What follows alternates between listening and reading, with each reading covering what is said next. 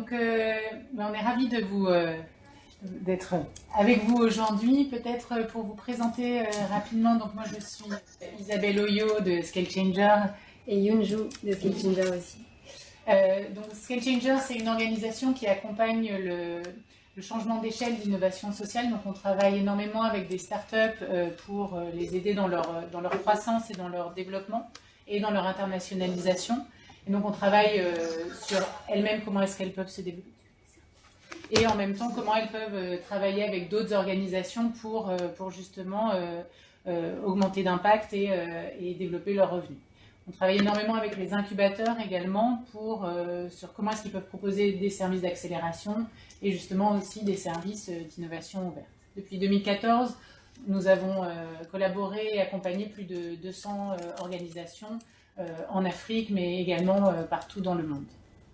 Donc ça, c'était pour la petite introduction sur nous, sur le programme donc des 2 heures nous avons ensemble. Donc ça sera réparti en 6 temps différents. Une première pour vous présenter qu'est-ce que c'est l'innovation ouverte, de quoi on parle. Les gens ils mettent différentes choses, donc on va un peu vous donner les grands objectifs principaux de l'innovation ouverte. Ensuite, on va vous présenter différents types de programmes qui peuvent être mis en place par des incubateurs pour favoriser la collaboration entre startups et grands groupes ou institutions publiques, en vous présentant rapidement les méthodologies et les bonnes pratiques associées. Ensuite, on aura un petit temps de questions-réponses là sur la base des questions qui ont été formulées en amont pendant l'inscription. Et ensuite, on passera à une analyse des risques et des opportunités associées à l'innovation ouverte et vous donner un peu des pistes déjà pour savoir comment les anticiper, ces risques notamment. Et ensuite, on zoomera plus sur le rôle spécifique de l'incubateur. Comment est-ce que vous, en tant qu'incubateur, vous pouvez favoriser ces collaborations en amont, pendant les programmes d'innovation ouverte et dans la durée, pour pouvoir vous assurer que c'est pertinent. Et on passera aussi en revue un petit peu sur les prérequis, comment est-ce que vous pouvez vous préparer pour que ça soit une réussite. Et ensuite, donc, comme l'évoquait Alexandre, on a 25 minutes à peu près de questions-réponses. Donc on aura besoin d'un porte-parole par bureau. Vous êtes en présentiel et on prendra des groupes de 5 questions. Donc on fera par ordre alphabétique et donc si vous pouvez poser votre question de manière assez synthétique et nous on essaiera d'y répondre aussi de manière assez synthétique. Juste pour que vous puissiez savoir où est-ce qu'on en est un peu dans la présentation, vous voyez qu'il y a 4 petits carrés sur la gauche à côté des chiffres. Et donc vous verrez tout le temps un peu la progression de là où on en est dans la présentation. Donc on va entrer dans le vif du sujet en commençant justement par vous présenter ce que l'on entend par innovation ouverte. Alors justement en fait depuis déjà pas mal de temps et jusqu'à encore il y a quelques années, on avait souvent l'image de l'innovation comme étant quelque chose de gardé très confidentiel, très secret, avec une culture justement de la confidentialité forte. Et la manière dont se passait justement le processus traditionnel d'innovation était le suivant. Donc on générait au sein d'une entreprise dans le département R&D beaucoup d'idées de recherche. Certaines d'entre elles sont ensuite sélectionnées et développées pour être commercialisées sur le marché. Et le reste des idées en fait étaient majoritairement jetées puisque non utilisées pour être commercialisées. Et en fait, de plus en plus, il y a eu, surtout depuis les années 2000, une transition vers une nouvelle forme d'innovation qui est justement l'innovation ouverte. Alors, pourquoi? Pour justement plusieurs raisons. D'abord, il y a eu l'idée et le postulat que les grandes entreprises avec un fort département R&D n'étaient plus les seules qui sont justement en capacité d'innover dans le monde. Et que du fait de la mondialisation, il y a une montée en puissance de différents innovateurs, que ce soit des universitaires, des startups, différents acteurs en fait qui émergent de partout. On voit bien des acteurs comme Facebook, Uber qui viennent justement disrupter. Et il y a même, c'est devenu un terme commun de dire se faire ubériser. Et donc, en parallèle, il y a également une complexité en fait du monde avec des exigences de plus en plus fortes qui viennent à la fois du client, mais aussi des partenaires, des employés eux-mêmes, qui font qu'il y a vraiment une nécessité en fait à collaborer et à travailler ensemble en s'ouvrant et en ouvrant un peu les frontières des entreprises pour innover ensemble. Donc c'est vraiment l'idée de penser justement que l'innovation elle ne vient pas plus que d'une seule entreprise ou d'une seule structure, mais plutôt qui vient émerger de différents acteurs qui collaborent ensemble. Donc c'est un peu ce que témoigne justement cette vidéo de Vinci Énergie qu'on va vous passer pour illustrer. De par ses métiers d'intégrateur et de prestataire de services, Vinci Énergie s'est retrouvé au cœur de deux grandes révolutions. D'un côté, la révolution numérique ou digitale et de l'autre, la transition énergétique. Ces deux grandes révolutions font que l'innovation s'est fortement accélérée parce qu'elles ouvrent des perspectives et des opportunités, non seulement pour nous et nos clients, mais aussi pour d'autres. Le sujet, ce n'est pas juste de répondre rapidement, le sujet, c'est de répondre dans les meilleures conditions. Donc, ce qui était important, c'est de créer une démarche d'innovation. Donc, c'est ce qu'on appelle l'innovation, l'open innovation, l'innovation ouverte, qui permettent de façon pragmatique et concrète d'aller trouver les meilleurs partenaires dans un écosystème qui inclut notre client pour co-construire ces solutions que l'on puisse porter sur le marché et donc construire nos offres de demain à destination de nos différents types de clients. Voilà, donc on voit bien justement la nécessité de collaborer. Et donc qu'est-ce que l'innovation et pourquoi collaborer? Justement, il y a plusieurs objectifs. Une première pourrait être de dire que c'est pour résoudre un problème d'une manière innovante. Donc justement, dans le cas où une entreprise seule n'arrive pas à résoudre par elle-même le problème, qui va au-delà du scope de sa propre structure. Et également pour générer des nouvelles idées sur un sujet prospectif où les connaissances qui sont élargies dans le monde peuvent être catalysées pour travailler ensemble et réfléchir ensemble sur ces sujets prospectifs. Donc, par définition, l'innovation ouverte est distribuée, décentralisée et participatif, puisque justement c'est un mode résolument d'ouverture envers l'écosystème. Alors plus concrètement,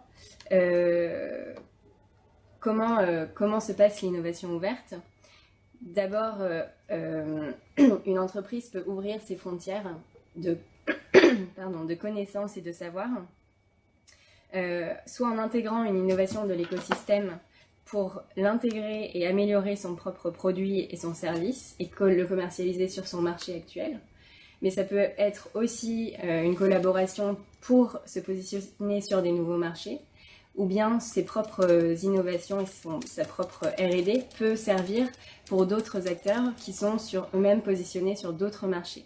Donc, dans le premier cas, c'est plutôt une innovation qui est entrante, dans le sens où c'est une entreprise qui capte une innovation disruptive ou incrémentale pour améliorer son produit ou son service. Et dans l'autre cas de figure, c'est plutôt une innovation sortante, justement pour servir à d'autres acteurs de l'écosystème qui auraient besoin des technologies développées. Donc on parle depuis tout à l'heure de l'innovation ouverte, de l'écosystème, mais qui sont un peu les acteurs de cet écosystème à qui on pense quand on parle d'innovation ouverte. Donc vous allez voir, il y a de nombreux acteurs qui peuvent être mobilisés dans le cadre de ces programmes. Là, on a évoqué plusieurs fois les grands groupes qui sont eux-mêmes en contact avec de nombreuses structures différentes, donc avec les institutions publiques, les startups possiblement, mais également avec leurs équipes en interne, avec leurs concurrents, avec leurs fournisseurs, leurs clients et les citoyens qui ne sont peut-être pas encore leurs clients. Et également d'autres partenaires. Donc, quand on regarde l'écosystème des grands groupes, de nombreuses typologies d'acteurs sont des parties prenantes possibles de leur écosystème. Également, dans cet écosystème, nous avons les startups, de l'autre côté, qui elles aussi collaborent avec les pouvoirs publics, avec les grands groupes, également avec les universités, leurs partenaires, leurs clients et fournisseurs, potentiellement leurs concurrents et également la communauté plus largement et les citoyens. Et enfin, les institutions publiques aussi sont au cœur de cet écosystème. Vous allez voir, avec plusieurs des programmes d'innovation ouverte, ils ont un rôle important et à nouveau, ils sont en contact avec un certain nombre des acteurs que je mentionnais par le passé. Tout cela, au milieu de tout cet écosystème, les incubateurs, une des forces des différents incubateurs, c'est justement d'être au carrefour de ces écosystèmes et de pouvoir avoir une interaction possible avec les uns et les autres, alors plus ou moins prononcée en fonction des écosystèmes et des typologies d'incubateurs, mais en tous les cas, c'est pour ça que aujourd'hui on a cette formation et pourquoi c'est pertinent pour un incubateur de se poser cette question autour de l'innovation ouverte, parce que justement vous êtes au cœur de tous ces écosystèmes. Une des questions à se poser justement, c'est dans l'innovation ouverte, on va le voir ultérieurement, mais c'est des programmes qui peuvent être entre individus et organisations, entre deux organisations, entre une organisation et plusieurs parties prenantes, ou entre un collectif d'organisations et parties prenantes avec un autre collectif en face. Donc, c'est vraiment une dynamique pluri-acteurs et d'écosystèmes. Et donc, ça peut être intéressant, quand vous y réfléchirez, de vous dire avec qui je collabore déjà, et peut-être avec qui de toutes ces typologies d'acteurs je ne collabore pas encore, et en même temps avec qui ça pourrait être pertinent de me connecter. Donc, Alexandre l'évoquait au début, mais la vraie question, c'est donc on parle beaucoup d'innovation ouverte en disant c'est une opportunité pour vous en tant qu'incubateur et plus largement pour les grands groupes et les startups. Mais concrètement, qu'est-ce que ça veut dire? Donc, comme Yunju le disait, l'idée c'est de créer des collaborations pour apporter des solutions nouvelles aux défis rencontrés et de la valeur économique. Et donc, dans ces programmes de collaboration, pour les grands groupes ou les institutions, l'objectif en général annoncé, c'est déjà une forte dynamique d'innovation. Donc, soit de rester connecté ou de comprendre l'écosystème entrepreneurial et les industries naissantes. Donc, ce que Yunju évoquait en disant, bah voilà, j'ai envie de pouvoir détecter un peu les Uber de demain ou des nouvelles innovations techno ou pas d'ailleurs, mais sur des nouveaux modèles économiques qui risquent d'avoir un impact sur mon modèle ou qui peuvent être une opportunité pour que je me réinvente. C'est aussi de bien comprendre les enjeux et les contraintes des parties prenantes. Donc, comme c'est pluri-acteurs et collaboratif, ça permet aussi de mieux comprendre les citoyens, les usagers, les clients potentiels, etc. Et également, dans cette partie innovation, c'est une opportunité pour les grands groupes ou les institutions de se positionner en tant qu'acteurs innovants et donc de valoriser leur contribution à l'innovation. D'un point de vue interne, le fait de comprendre et d'interagir avec d'autres typologies d'organisations, notamment les startups, ça permet aux grands groupes ou aux institutions publiques d'apprendre de nouvelles manières de travailler, plus agiles, pour des organisations qui sont très habituées à être très procéduriers ou avec des process internes très structurés. Là, ça leur permet de pouvoir côtoyer des organisations qui ont une culture très différente et donc de pouvoir s'en enrichir. C'est également une manière de mobiliser les salariés et de décloisonner au sein de grands groupes, de favoriser les collaborations entre différents départements, parce que vous allez le voir dans beaucoup des programmes, ça permet de faire travailler différents départements entre eux. Et aussi, et fortement, c'est aussi l'idée de pouvoir résoudre des enjeux et des défis qu'ils rencontrent pour soit accélérer la mise sur marché de nouveaux produits, d'identifier des nouveaux fournisseurs, d'intégrer des nouvelles technologies que l'organisation n'a pas la capacité ou n'a pas encore développé, d'améliorer des produits, etc. Donc il y a un fort enjeu aussi commercial pour les organisations à mettre en place des projets d'innovation ouverte. Donc ça, en synthèse, il y en aurait beaucoup d'autres, mais c'est des leviers qui incitent les grands groupes et les institutions publiques à mettre en place des programmes d'innovation ouverte. De l'autre côté, du côté des startups, ce qu'on peut regarder... Ah. Bon, vous ne verrez pas, mais du point de vue des startups, là, l'objectif, c'est vraiment le développement plus commercial. Ah voilà, c'est bon.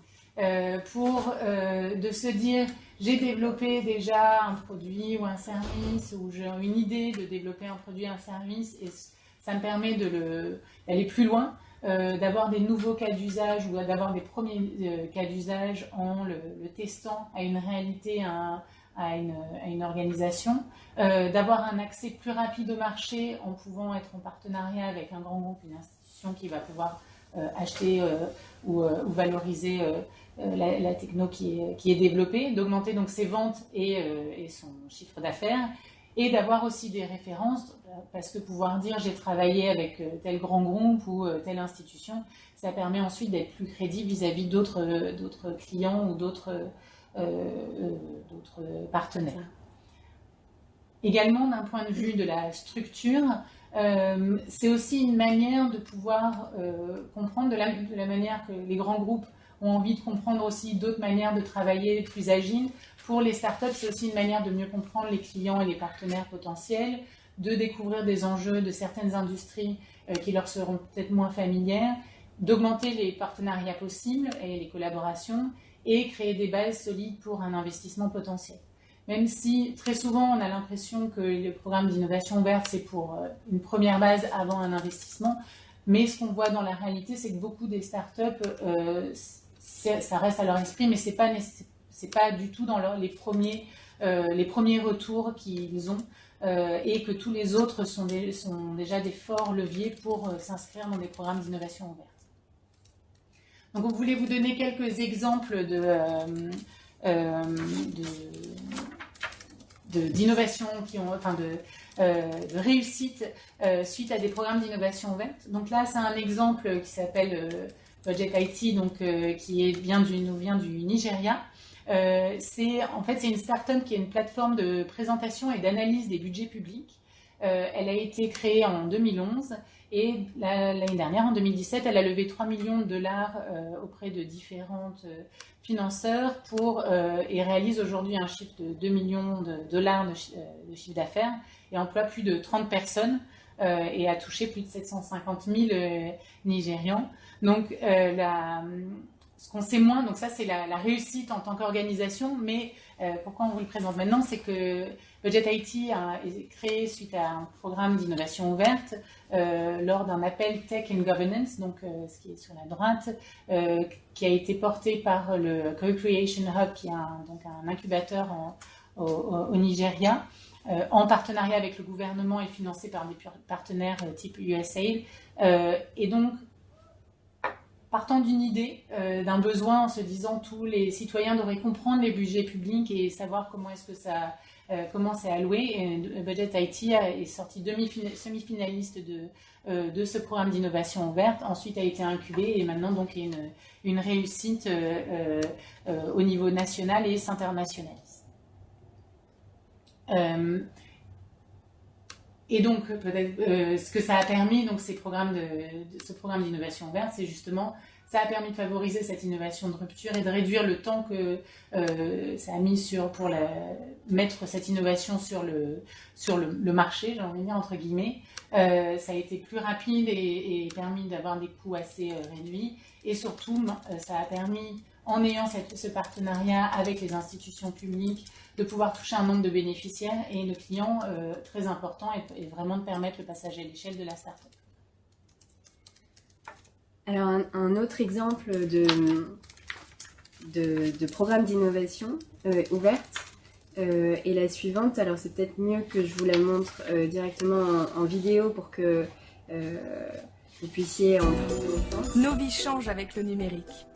Et si vous pouviez influencer ces changements ? Et si l'on écoutait votre avis ? Orange vous invite à partager vos idées pour qu'elles deviennent réalité. Chaque trimestre, Imagine avec Orange propose un thème. Éducation, shopping, travail, famille, santé, ville intelligente. Imaginez des services numériques innovants. Exposez vos idées en quelques mots et partagez-les. Vos idées font alors le tour du monde. Des centaines de personnes vont les découvrir, les commenter et les enrichir. La communauté élit les idées pertinentes et ingénieuses. 5 fois par an, Orange invite à Paris les porteurs des idées les plus appréciées pour participer à un atelier de travail avec ses équipes innovation. Le résultat est présenté ensuite sur la plateforme d'Imagine avec Orange. Une initiative locale peut avoir une portée globale. Au Kenya, par exemple, pays où il y a peu de comptes bancaires, la mobile monnaie a été créée pour permettre les virements entre particuliers grâce à un simple SMS. Des millions de gens l'utilisent aujourd'hui. On voit plus la Orange vidéo. a ensuite étendu le service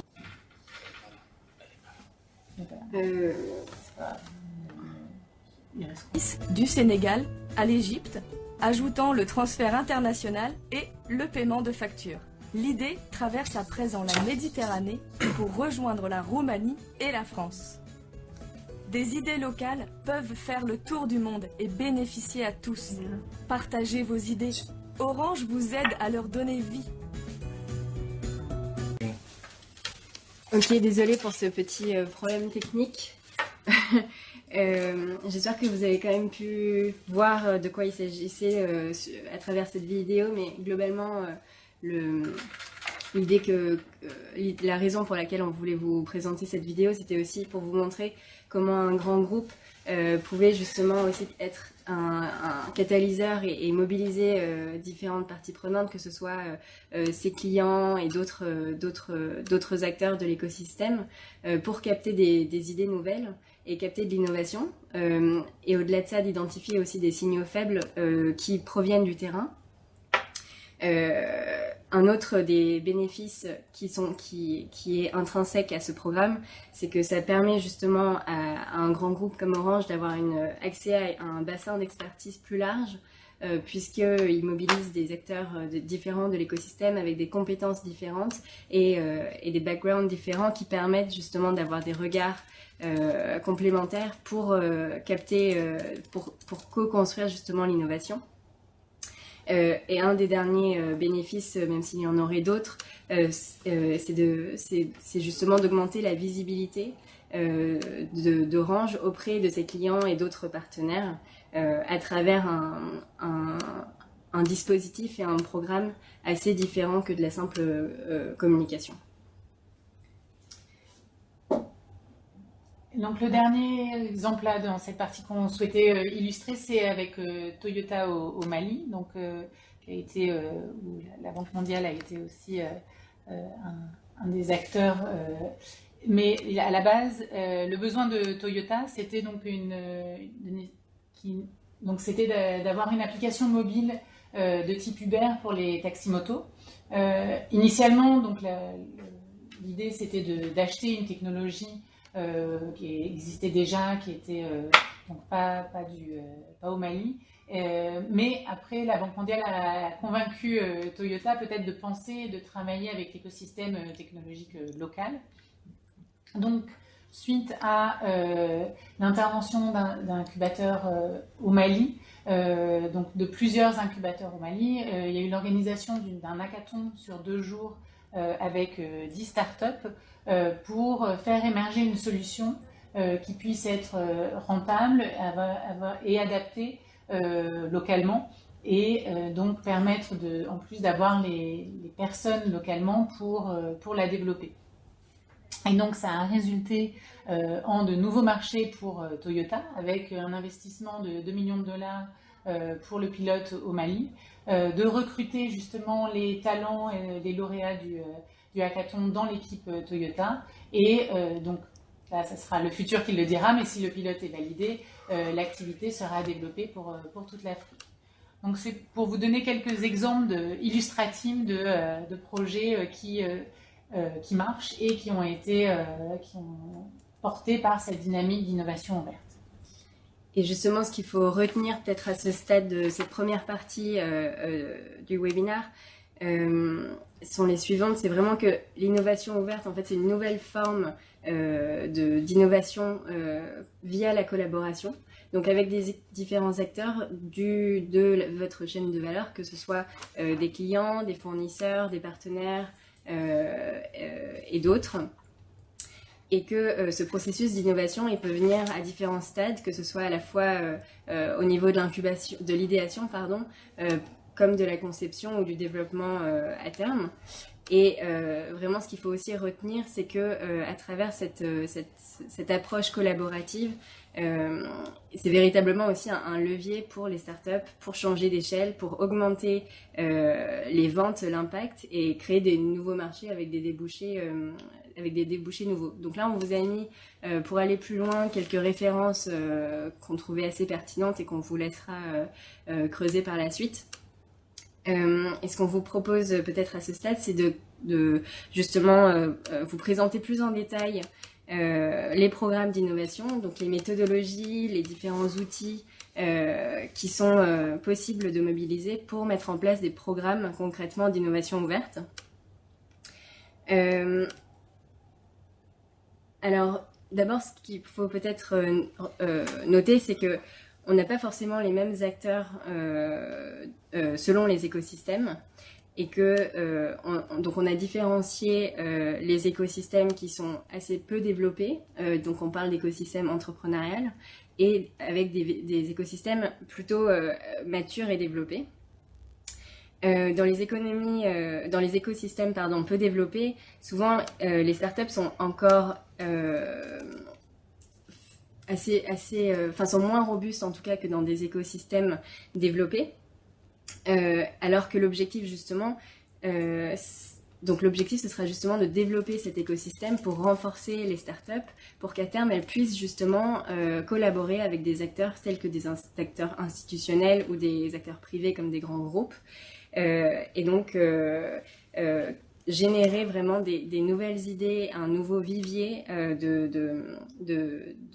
d'écosystèmes entrepreneurial et de start-up pour pouvoir justement créer ce terreau fertile.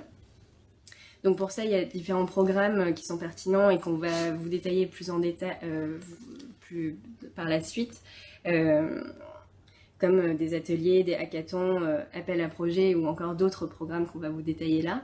Et ce qu'il faut noter aussi justement dans comment est-ce qu'on mesure l'efficacité de programmes d'open innovation dans le cadre d'écosystèmes peu développés, c'est à la fois le nombre d'acteurs qui participent à ces programmes et la qualification de ces acteurs pour développer un écosystème de qualité et pour créer ce réseau complémentaire d'acteurs qui vont pouvoir travailler ensemble.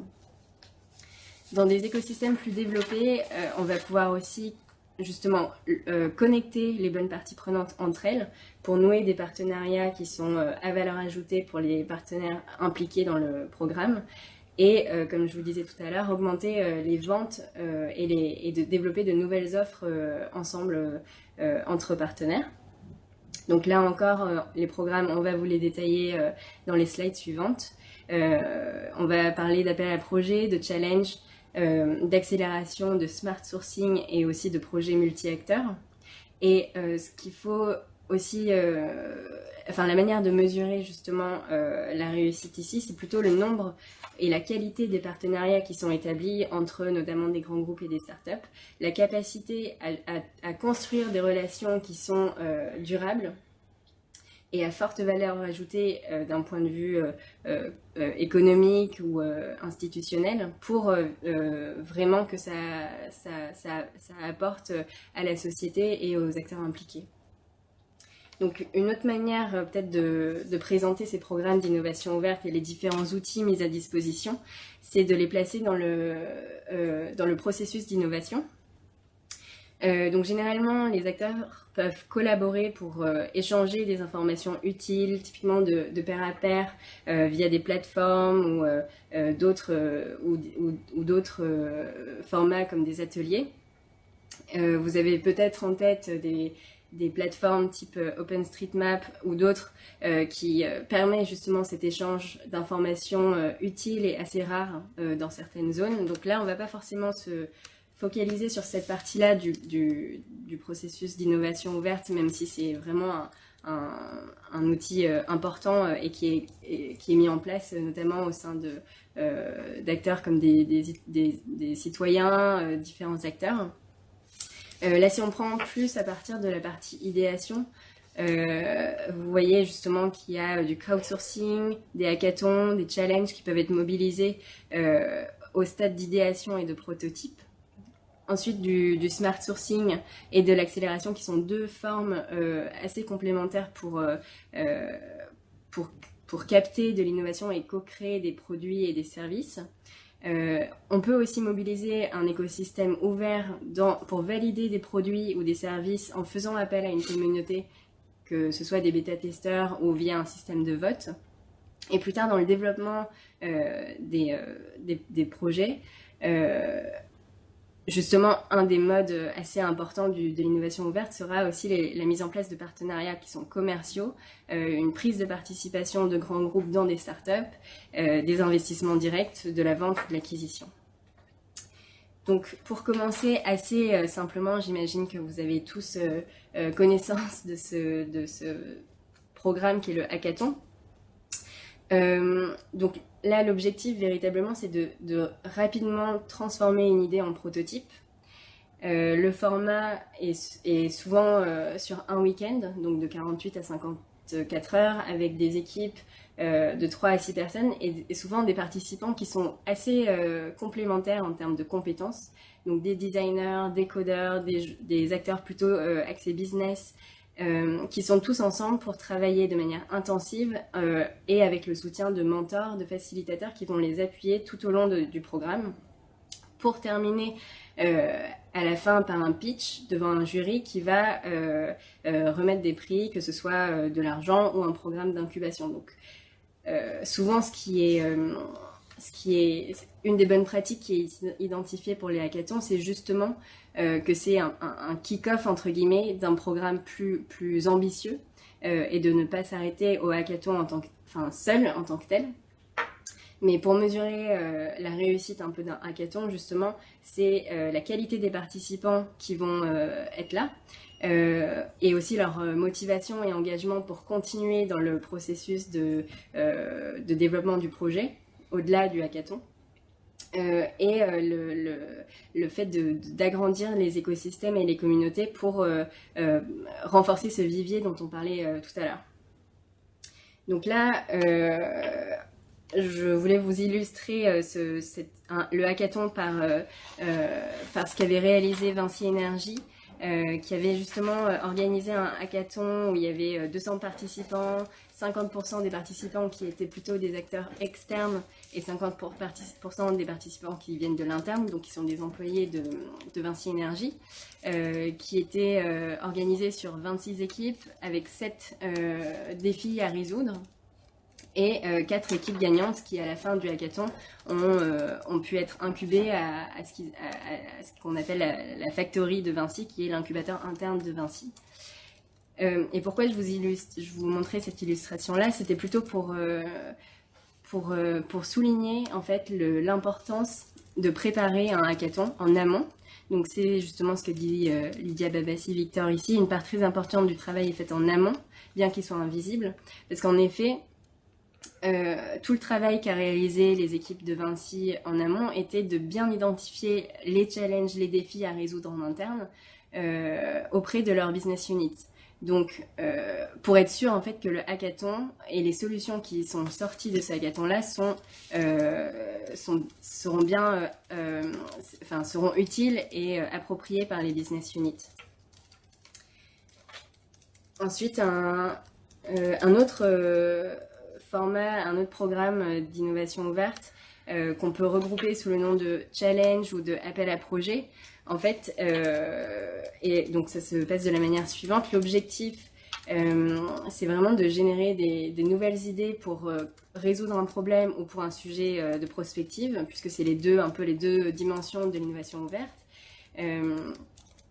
de sélectionner en fait ensuite ces meilleures idées pour les transformer en des projets à valeur ajoutée. Donc un challenge, en fait, ça peut prendre plusieurs formes, ou l'appel à projet, justement, peut prendre plusieurs formes. Ça peut être un concours interne à un grand groupe, donc c'est-à-dire au sein de ses employés.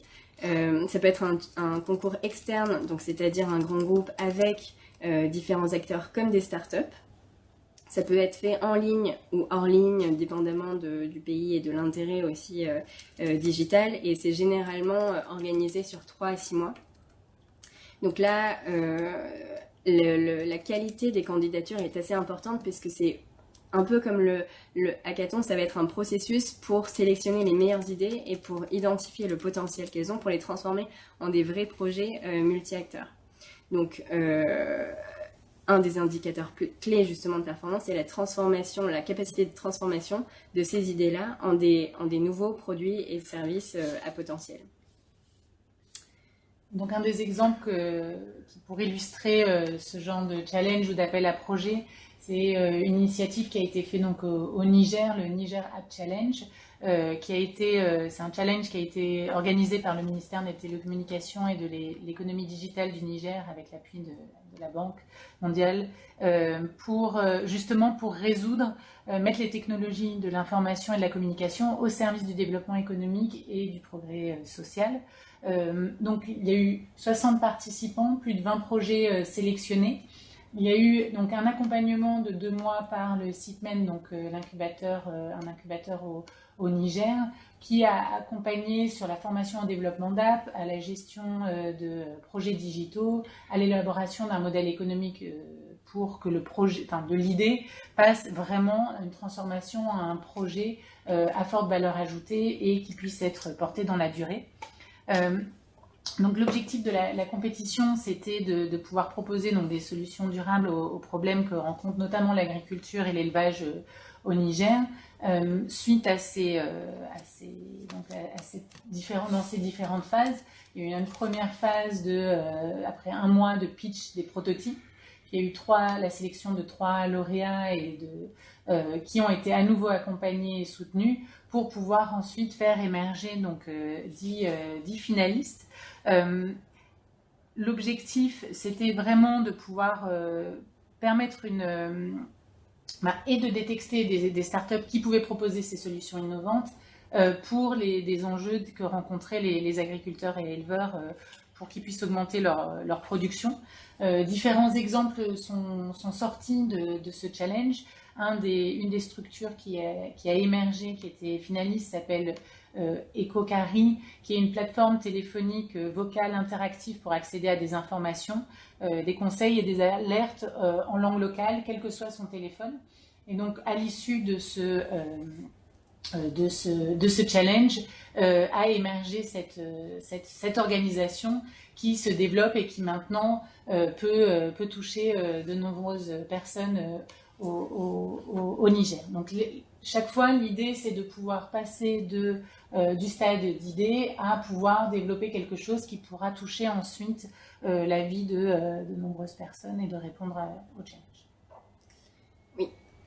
Donc un autre exemple de challenge, justement là on a vu avec le Niger App Challenge que c'était organisé et facilité par l'incubateur CITMEN.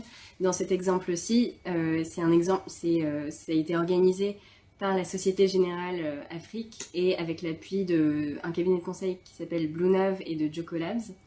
Donc c'est l'exemple que je vous montre ici était un des challenges qu'ils ont organisé en 2016 en interne. Donc pour mobiliser les différents employés des filiales de la Société Générale sur le thème de la satisfaction client. Et à la suite de ce challenge qui a duré 3 mois et qui a mobilisé plus de 14 pays, 3 projets ont été sélectionnés et ensuite ces projets-là ont été incubés au lab, justement l'incubateur interne de la Société Générale, pendant 6 mois. Lab qui est hébergé par ailleurs dans les bureaux de Jocolabs à Dakar. Donc là, en fait, ça montre justement que pour la suite, ces projets-là peuvent être développés avec un vrai programme d'entrepreneuriat. Donc aujourd'hui, il y a eu un retour sur investissement sur ce programme d'entrepreneuriat qui a été prouvé avec en 2018 7 projets qui sont déployés dans les filiales avec des projets viables. Donc c'était justement pour vous montrer un peu comment le challenge pouvait être organisé en interne, mais avec quand même l'appui d'acteurs externes comme Bluenov ou Jocolabs qui sont là, et notamment Jocolabs, pour mobiliser l'écosystème, puisque par ailleurs, au-delà de cet exemple-là, ils ont organisé des challenges externes avec des startups du terrain. Donc on a regroupé ici challenge et appel à projet, puisque l'exemple qu'on voulait vous partager ici, c'était justement un appel à projet qui a été organisé par le Co-Creation Hub, qui porte différentes thématiques et donc des sujets sur lesquels il semble utile de trouver des idées innovantes. Et en multi-partenariat, en impliquant différents acteurs de l'écosystème. Donc la manière dont un appel à projet est structuré, et on peut le parcourir à travers cet exemple-là, c'est qu'il y a d'abord eu une session de définition du problème, c'est-à-dire par exemple dans la fintech, dans la santé, dans la gouvernance, dans les infrastructures intelligentes, quel est le problème à résoudre, quel est le scope du problème à résoudre. Ensuite, il y a eu des réunions d'information une fois que ce brief de problème a été formulé, des réunions d'information pour donner le maximum de détails à ceux qui souhaitaient participer à l'appel à projet et candidater à l'appel à projet. Donc cette session d'information et d'échange était assez importante dans le retour d'expérience de CC Hub, parce que justement ça permettait aussi de filtrer des candidatures et d'avoir une qualification des acteurs qui participent au programme, ce qui va être assez important justement pour la suite. Puisqu'ensuite il y a eu justement l'appel à idées qui a duré pendant 1 mois et où les individus pouvaient soumettre leurs idées. Par cet appel à projet à idées, 10 demi-finalistes ont été présélectionnés par un jury. Et pour ces demi-finalistes-là, il y a eu un hackathon pour que ces idées puissent être prototypées, qu'ils aient une première proposition de valeur claire et un business model qui soit clarifié. Et de cet hackathon-là, 3 lauréats ont été sélectionnés par un jury, mais aussi le prix les médias et le public. Donc pour ces 3 lauréats-là, il y a eu un soutien en continu avec de la pré-incubation proposée par le CC Hub pour accompagner au développement du produit, du modèle de distribution, de la modélisation aussi de l'activité et de la mise en œuvre opérationnelle. Donc on voit assez clairement le processus, les différentes étapes méthodologiques pour structurer un appel à projet et un challenge. Un autre type de programme sur l'Open Innovation, c'est plus sur l'accélération du smart sourcing dont on vous parlait tout à l'heure. Donc, qui a pour objectif d'établir des partenariats commerciaux institutionnels pour accélérer justement l'innovation, augmenter les ventes et l'impact des parties prenantes et accompagner le changement d'échelle de la start-up grâce à plus de surface et de visibilité et de développement commercial. Donc sur le type de format que ça peut prendre pour un programme comme ça, donc soit c'est des programmes d'accélération où on a une structure qui fait l'entremetteuse interne avec le grand groupe, ou sinon des programmes de smart sourcing où là on a plutôt un entremetteur externe qui est l'incubateur. Comment est-ce qu'on arrive à mesurer la performance et l'impact de ces typologies de programmes? C'est vraiment la qualité des partenariats qui vont être établis et la capacité de co-construire des offres entre la start-up et le grand groupe. L'implication justement des différentes unités et départements pertinents dans le grand groupe qui sont souvent portés par ce qu'on appelle des champions en interne, donc des personnes qui vont être un peu chef de file pour impulser la dynamique à l'intérieur du grand groupe, et la capacité de la start-up à pouvoir répondre au volume de vente ou de demande de la part du grand groupe. Donc, pour ce type de programme, c'est un programme de fort potentiel pour les deux parties prenantes, mais qui nécessite quand même très souvent que les startups soient déjà relativement robustes et puissent être bien en adéquation avec les besoins du grand groupe. Deux exemples pour illustrer un petit peu ces propos. Donc, un, c'est le Orange Fab, qui est dans différents pays dans le monde et dans 3 pays en Afrique. Là, l'idée, c'est vraiment pour permettre à Orange et aux acteurs de l'écosystème de pouvoir travailler ensemble. Et donc, n'importe quelle start-up qui pense pouvoir apporter quelque chose à Orange peut postuler dans le cadre de ces programmes. Donc, il y a une sélection qui est faite sur la base de dossiers. Il faut que la start-up, elle ait à minima fait déjà une preuve de concept et que du point de vue d'Orange, il y ait une business unit, donc un département, qui soit intéressé par la proposition de valeur qui est faite par la start-up. Et que donc typiquement, ça pourrait être pour permettre la digitalisation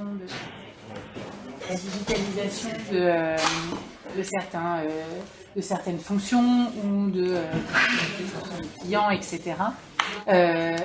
Et qu'il y ait donc une première envie de collaborer.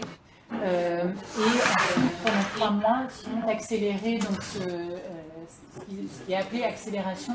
C'est Orange Fam qui joue le rôle d'entremetteur entre la start-up et la business unit. Donc, appuyé par des membres, pour faciliter le fait qu'il puisse avoir un partenariat commercial à la fin.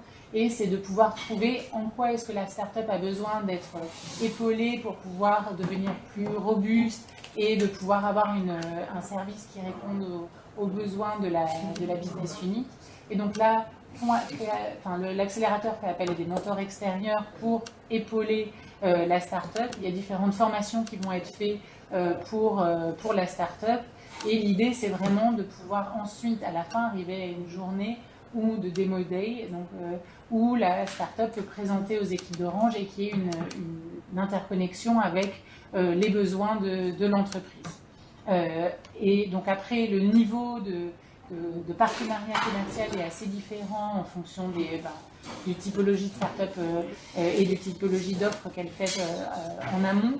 Mais en tous les cas, ce qu'on voit, c'est qu'en France, 80% des start-up accélérées dans le cadre de Orange Fam signent un contrat avec Orange et ou avec d'autres grands groupes qui sont en partenariat avec Orange.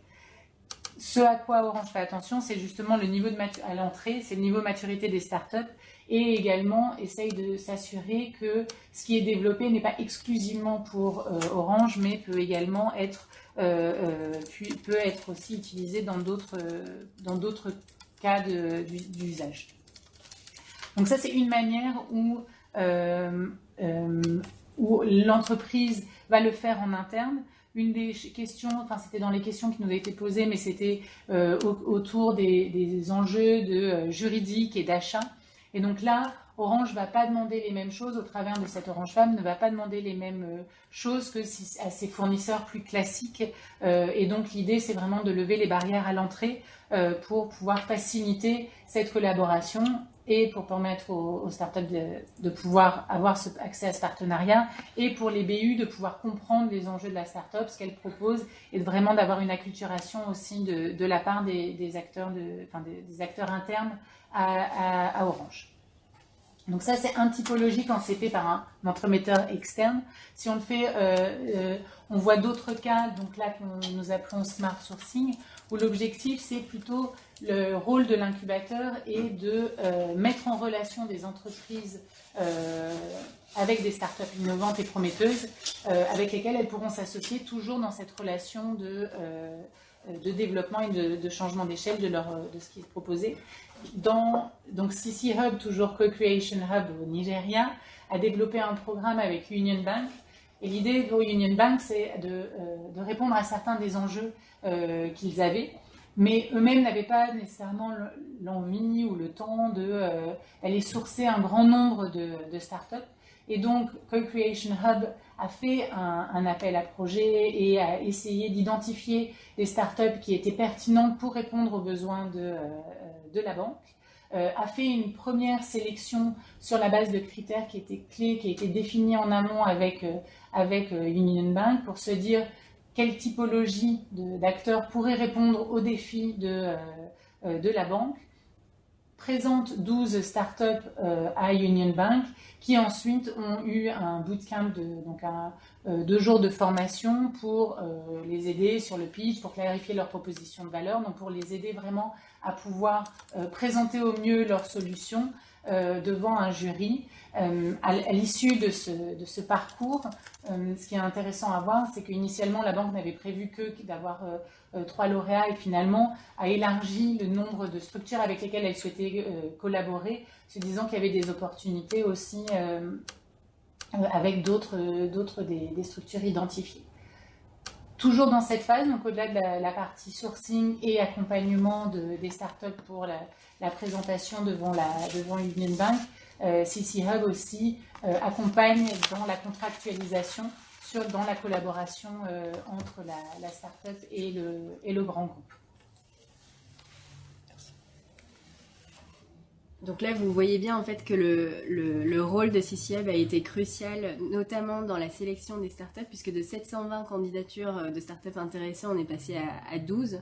Donc, et le travail là et la plus-value de l'incubateur qui est au cœur de l'écosystème entrepreneurial et qui a la capacité à sélectionner les bonnes startups pour les problématiques du grand groupe est vraiment important.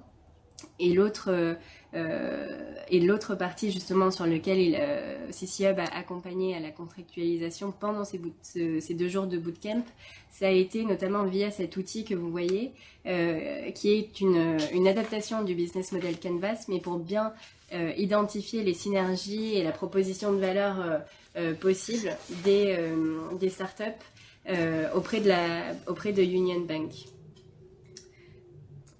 Rapidement, pour clore un peu sur cette partie sur les différentes typologies de programmes, là on voulait vous montrer aussi, sur plusieurs des programmes, il y avait une sorte de triangulation entre des startups, un grand groupe ou la puissance publique et les incubateurs.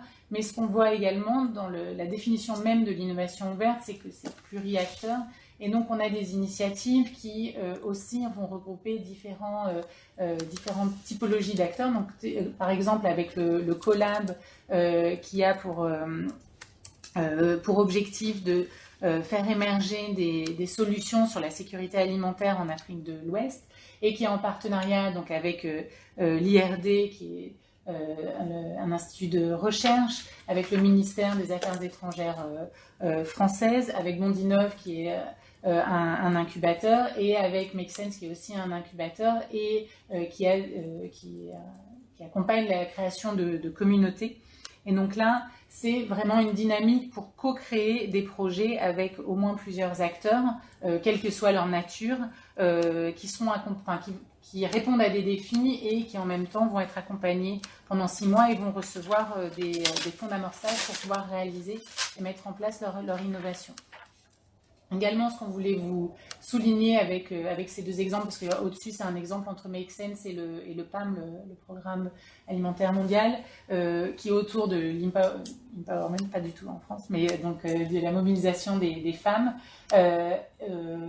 Et on parle souvent d'innovation ouverte sur la tech, c'est là où on a la majorité des exemples, et en même temps, il peut y avoir aussi de nombreux autres cas qui n'ont pas toujours une dimension technique.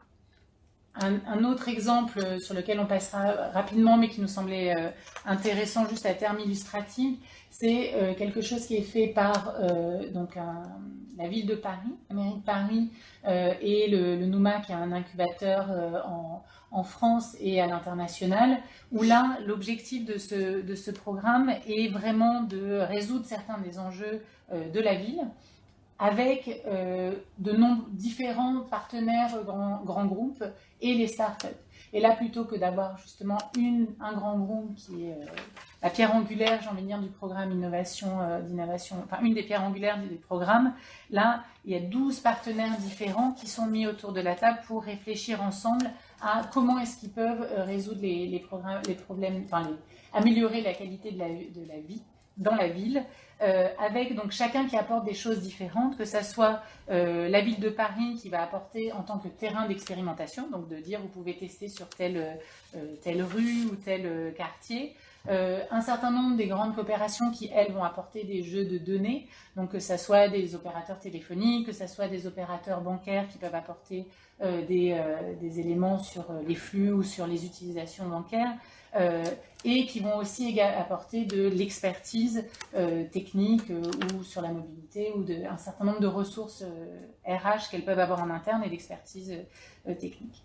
Et donc là, il y a tout un travail qui est fait d'identification des problématiques et de ce que peut apporter chacun de ces 12 partenaires pour ensuite avoir une campagne de sourcing de start-up avec lesquelles c'est pertinent de coopérer et d'expérimenter rapidement aussi des solutions et ensuite de pouvoir les développer plus largement. Donc ce programme a été fait à Paris, il a été également fait à Casablanca par le passé.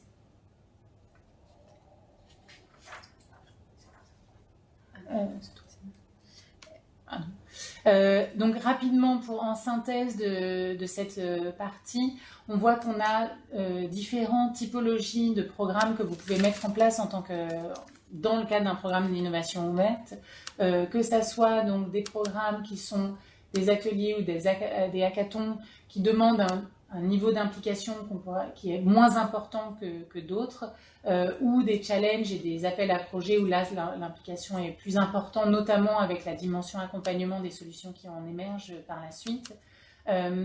C'est avec comme objectif notamment de développer un esprit entrepreneurial, de tester des idées, de permettre de gagner en confiance pour les startups ou les développeurs. Pour les grands groupes, là l'objectif va plutôt être de comprendre, de s'ouvrir sur des nouvelles manières de faire de l'innovation, des nouvelles typologies de collaboration, de capter des nouvelles idées et de motiver aussi leur RH. Ça marchera plutôt enfin, ça marche dans tous les écosystèmes, mais ça sera particulièrement adapté si l'écosystème n'est pas encore très développé. Et donc, ça permettra de pouvoir le développer, l'enrichir et de créer un dialogue commun entre les différentes parties prenantes. Après, on a des programmes qui sont plus structurants et qui vont demander une implication plus importante, que ce soit l'accélération, le smart sourcing et les partenariats commerciaux qu'on a évoqués, avec là l'objectif de développer des projets, de permettre un passage à l'échelle beaucoup plus important des programmes des startups et d'augmenter les impacts et les ventes. Pour les grands groupes et les institutions, là, c'est vraiment de trouver des enjeux, trouver des solutions aux enjeux cruciaux qu'ils rencontrent. Et ça, c'est plus dans des systèmes où on a quand même un écosystème qui est déjà plus construit, où on a un plus large potentiel de sourcing de start-up et où on veut avoir des collaborations qui vont être beaucoup plus structurantes. Donc, à ce stade, justement, pour faire un petit bilan sur cette partie-là, les points clés à retenir, justement, un premier point clé est que, en fonction de la maturité de l'écosystème, mais aussi des objectifs du programme, il est important aussi surtout de sélectionner et de mettre en œuvre le bon programme d'innovation ouverte qui soit adapté aux objectifs. Et par ailleurs, de bien travailler en amont avec les parties prenantes qui sont impliquées pour clarifier quel est le problème à résoudre, les résultats attendus, les objectifs du programme et qu'est-ce que chacun tire de ce partenariat pour que ce soit véritablement gagnant-gagnant, parce que c'est vraiment ça la clé de tout programme d'innovation ouverte. Donc là encore, des liens pour si vous souhaitez aller plus loin. Puisqu'on va passer à un rapide temps de questions-réponses pour clôturer ces deux premières étapes. Donc, pour cette première partie, on vous propose de prendre les questions-réponses qui proviennent des inscriptions. Donc, pour vous situer dans le programme, on en est là où vous voyez, au milieu. On va prendre une ou deux questions qu'on a identifiées qui proviennent des inscriptions. Peut-être Isabelle, je te laisse. Alors juste une des questions qui nous a été posée et qui a été prise c'était de se dire, donc une personne nous a dit, au Sénégal, les entreprises sont plus composées d'entreprises informelles, l'innovation ouverte est-elle adaptée à ce type de structure? Et donc, en effet, c'est une des vraies questions qui se posent dans des économies où de nombreuses entreprises ne sont pas formalisées. Et ce qu'on voit, en tous les cas, ce qu'on a essayé de vous montrer aussi dans les différents programmes, c'est que en fonction des typologies de programmes, ça sera plus ou moins facile. Pour certains, il n'y a aucun souci que les entreprises soit du secteur informel ne soient pas encore formalisées ou que ça soit des personnes avec un niveau de projet qui puissent intervenir. Donc ça, c'est ce qu'on voit dans les hackathons, dans les challenges, où là, c'est un enjeu ou en tous les cas, ça peut tout à fait s'adapter à des entreprises du secteur informel. Après, sur des partenariats plus structurants, que ça soit du smart sourcing ou sur ou d'autres typologies d'accélération, là, en général, justement, il y a cette phase d'accompagnement et d'accélération qui peut permettre aussi de mieux rentrer dans les clous, de pouvoir se structurer pour répondre aux exigences de l'entreprise partenaire, avec laquelle l'organisation souhaite faire un partenariat. Alors, une deuxième question qu'on a reçue était la suivante. Comment mettre en œuvre l'innovation ouverte dans le contexte d'une université? Alors là, il y a plusieurs réponses. Peut-être quelques éléments pour nourrir la réflexion, c'est de dire que par exemple, typiquement, une université peut se mettre en partenariat avec un acteur privé ou un acteur public pour mettre à disposition ses étudiants dans le cadre d'un hackathon ou d'un concours pour que les étudiants puissent justement participer à la résolution d'un problème ou imaginer des solutions sur un sujet prospectif. Donc à chaque fois les deux dimensions de l'innovation ouverte. Ça peut être un élément de réponse, ou un moyen en tout cas d'impliquer une université dans un programme d'innovation ouverte. Peut-être un deuxième élément pourrait être d'impliquer en fait plusieurs universités ensemble pour qu'elles puissent collaborer sur des sujets de recherche ou sur des projets plus prospectifs ensemble, interuniversités et interacteurs, dont l'université pourrait être une par bureau. Là ensuite, dans la prochaine partie, on voulait... Donc là, on vous a décrit tous les opportunités, les différents programmes. Là, l'objectif, c'est de pouvoir vous présenter les opportunités et les risques associés à des programmes d'innovation ouverte.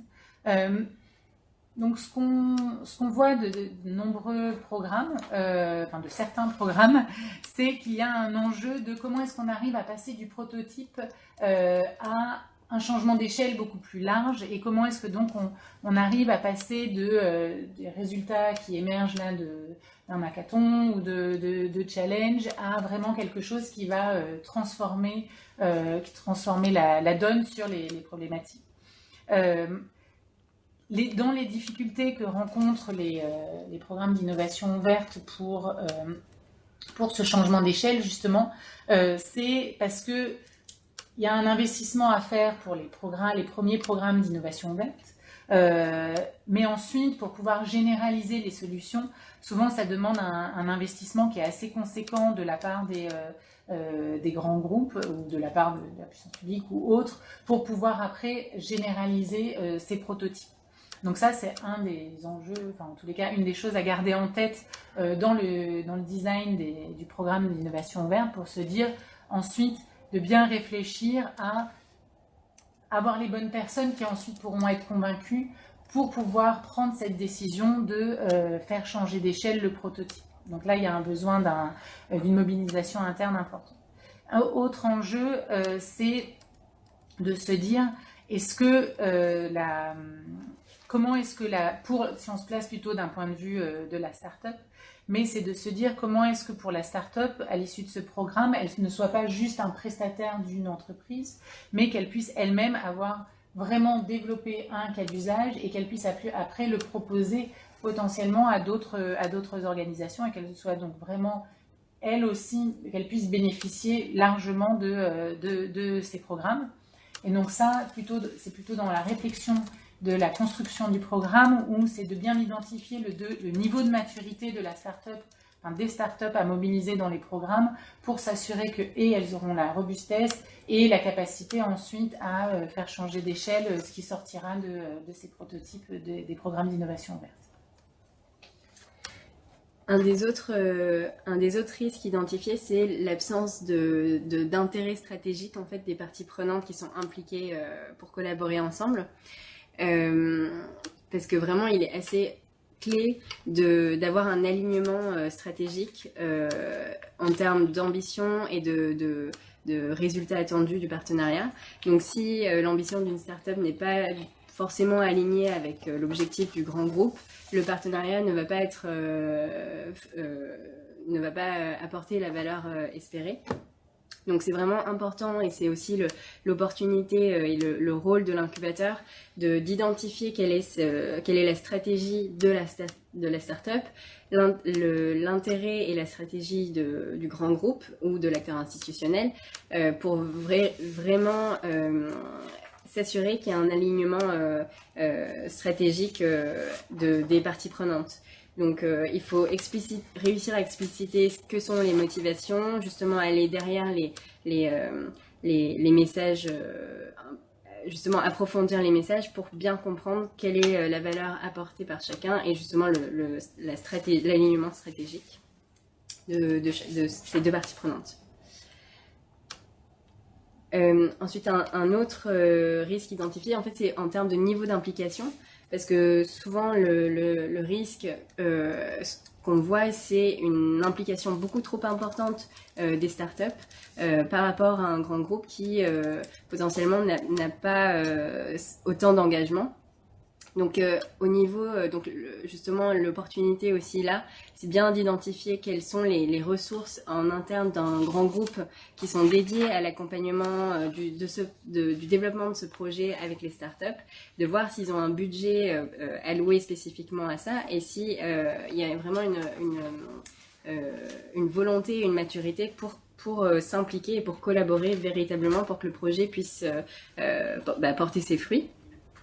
Donc là, ce sera important aussi d'expliciter les rôles de chacun, le niveau d'implication de chacun, de voir qui apporte quoi dans le partenariat pour bien s'assurer qu'il soit gagnant-gagnant. Évidemment, un enjeu aussi, c'est les différences en termes de culture et de rythme, parce que bien évidemment, une start-up, ça n'a pas du tout la même culture et le même rythme qu'un grand groupe. Donc si le grand groupe n'est pas forcément habitué à travailler avec des startups et à avoir cette approche d'ouverture et d'agilité, ça va être assez important de l'acculturer en amont. Et c'est un élément phare en préparation d'un programme d'Open Innovation. Parce que typiquement, un problème culturel qui pourrait se poser, c'est d'avoir des attentes différentes, que le grand groupe pense qu'il qui se positionne comme donnant une faveur à la start-up sans intérêt stratégique et plutôt pour de la communication.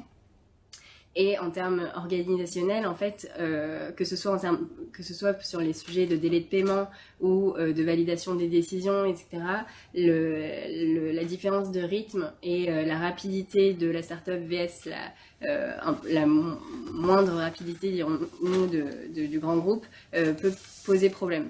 Donc voilà, comme je disais, c'est assez important en amont d'acculturer le grand groupe, mais aussi les startups à bien travailler ensemble. Une des autres difficultés, ça peut être donc au-delà du temps que vient d'évoquer Yunju sur le fait que l'entreprise, la startup, elle a souvent besoin d'être payer rapidement, par exemple, alors que le grand groupe va peut-être avoir des procédures de paiement à plusieurs jours, 90 jours ou plusieurs mois, et que donc ça peut mettre en péril même la survie de la start-up. C'est aussi les différences de capacité, et donc de se dire comment est-ce que chacune a la capacité de pouvoir répondre aux besoins de l'autre, et que donc comment est-ce que la start-up a la capacité de répondre à la demande du grand groupe. Très souvent, une des choses qui peut être une déception de la part d'un grand groupe dans ses collaborations, c'est de se dire que finalement la techno n'est pas aussi robuste que ce qu'elle avait imaginé, alors que le grand groupe a besoin de le diffuser à des millions de consommateurs. Et donc là, il n'y a pas nécessairement toujours les mêmes niveaux d'attente, de robustesse, et que donc c'est vraiment de pouvoir intégrer ça pour se dire que c'est comment est-ce qu'on arrive à avoir un bon diagnostic en amont et en même temps un bon accompagnement pour s'assurer qu'on arrive à faire rejoindre les valeurs ajoutées, les niveaux de compétences et des capacités des uns et des autres. Un des autres enjeux qui est fort et qui crée pas mal de réflexion, c'est autour de la relation contractuelle et de la propriété intellectuelle. Donc de nombreux programmes d'Open Innovation sont freinés, voire empêchés à cause de freins administratifs au sein de la grande entreprise de l'institution, ou de cadres contractuels et propriété intellectuelle, avec parfois certains qui voudraient garder la main sur l'ensemble et tout verrouiller dans les programmes d'innovation ouverte, alors que c'est un petit peu ça antinomique avec même la définition même, et que donc on va avoir des enjeux autour de comment est-ce qui garde la propriété intellectuelle, de quoi, comment est-ce que ça s'est passé. Donc Alexandre le disait en introduction, mais il y a l'open innovation, ça peut être une manière de dépasser les enjeux de passation de marché aussi, parce qu'on va avoir des prestataires qui ne passeront pas nécessairement les procédures classiques de passation de marché, et c'est pour ça que certains des grands groupes vont créer des fast track ou vont créer des labs pour pouvoir rendre les règles plus souples pour pouvoir s'adapter à la typologie d'interlocuteurs que sont les startups, qui sont différents d'autres fournisseurs qu'ils peuvent avoir. Et donc de vraiment structurer des process qui intègrent ces différences. Et sur la contractualisation ensuite, ce qu'on voit dans les bonnes pratiques qui émergent, c'est de se dire que d'être déjà clair sur comment est-ce que ça se contractualise, et c'est là où le rôle de l'incubateur va être très important. Et dans les bonnes pratiques, ce que l'on voit, c'est que chacun reste propriétaire de ce qu'il apporte. Donc en général, l'entreprise va être propriétaire par exemple de ses données, et la start-up va être propriétaire de la techno qu'elle a apportée en amont du programme d'innovation ouverte. Enfin, un des autres risques ou enjeux, c'est on a des relations qui ne sont pas nécessairement équilibrées, rien que de par la nature des différentes parties prenantes qui sont très différentes entre une petite start-up ou un porteur de projet versus une entreprise qui a un budget et un chiffre d'affaires important. La relation pourrait être biaisée ou peut être biaisée, de se dire comment est-ce que la start-up n'est pas vue comme un client ou un fournisseur seulement de ce grand groupe ou un prestataire, mais vraiment un co-créateur de solutions. Et donc comment est-ce que un des risques, c'est de se dire que cette relation soit déséquilibrée.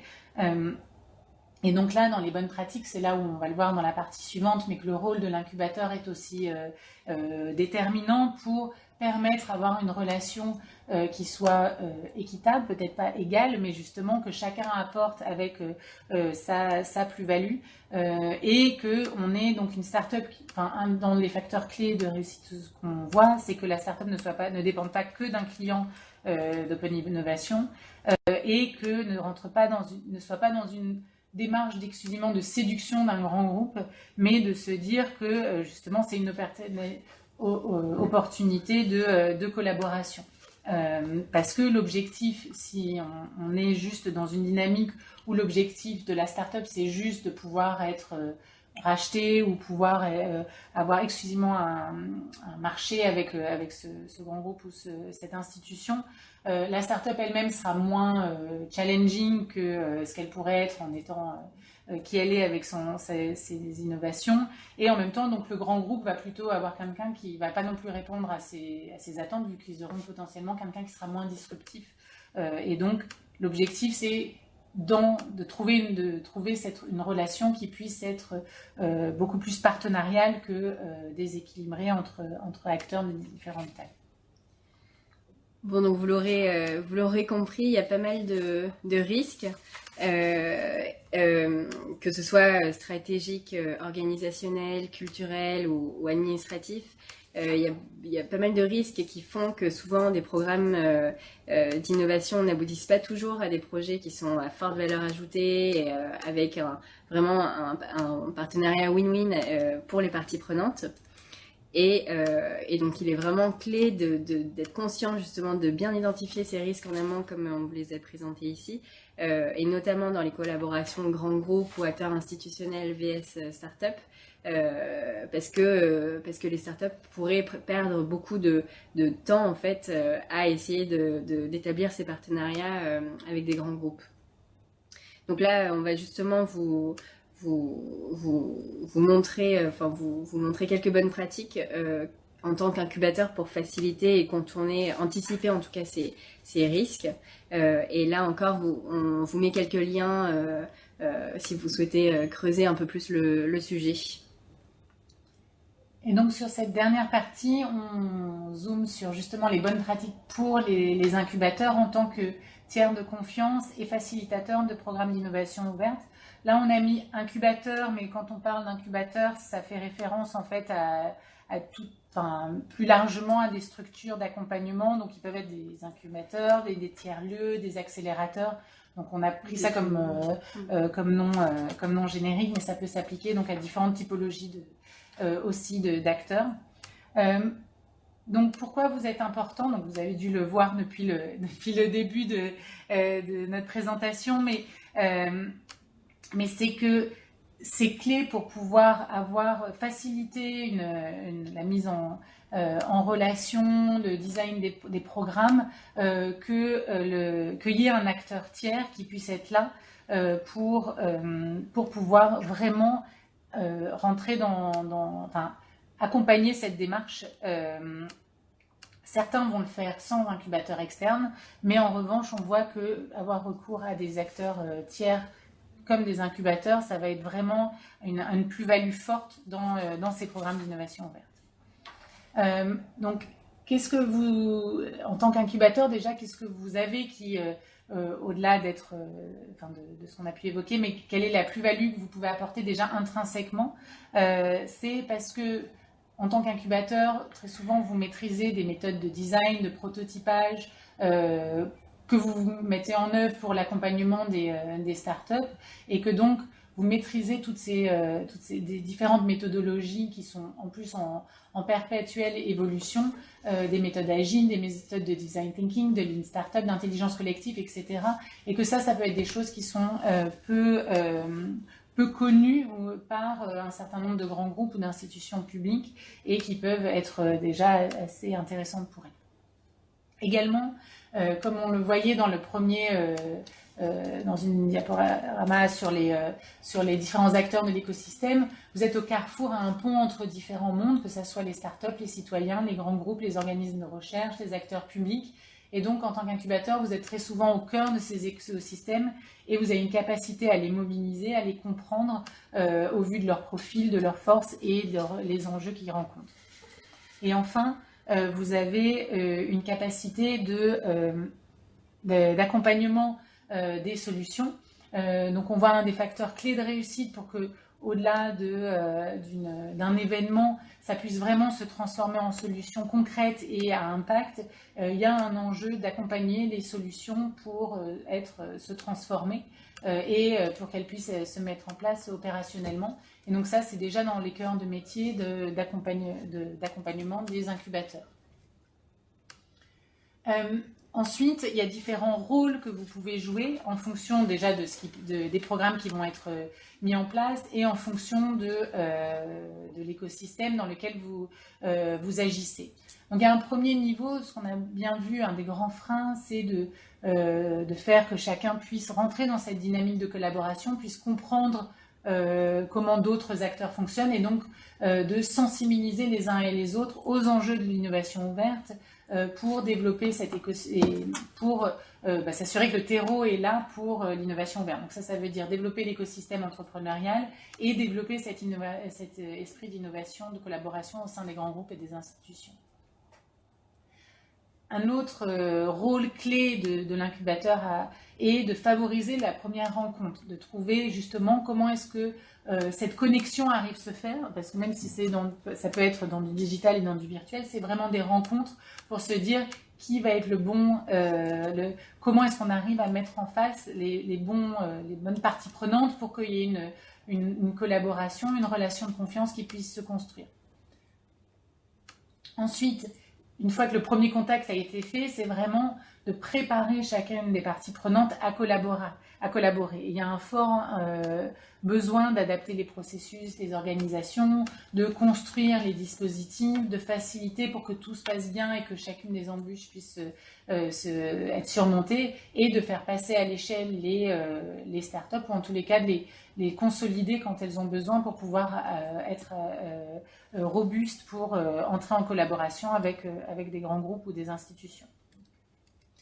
Et enfin, c'est d'accompagner la mise en place d'un partenariat donc j'évoquais un des risques et la difficulté à pouvoir passer du prototype à la généralisation. Et donc là, il y a aussi tout un enjeu d'accompagner et de faciliter la négociation pour trouver un équilibre dans la relation partenariale et contractuelle ensuite. Et donc, si on synthétise dans les différents rôles que vous pouvez jouer, c'est vraiment d'être un tiers de confiance. Donc, tiers de confiance veut dire être un tiers de confiance pour tous les parties prenantes justement du programme d'innovation ouverte. Être aussi un agitateur, un orchestrateur et l'acteur qui va faire que les choses vont avancer et vont pouvoir s'aligner. Et en même temps d'être un accompagnateur donc, du processus qui soit pour les startups et pour les grands groupes ou les institutions. Donc là, on va aussi zoomer sur chacun de ces briques pour vous illustrer différentes manières et différents exemples. Oui, alors pour la première brique qui est de sensibiliser les différents acteurs de l'écosystème, comme disait Isabelle, alors pourquoi c'est important de sensibiliser ?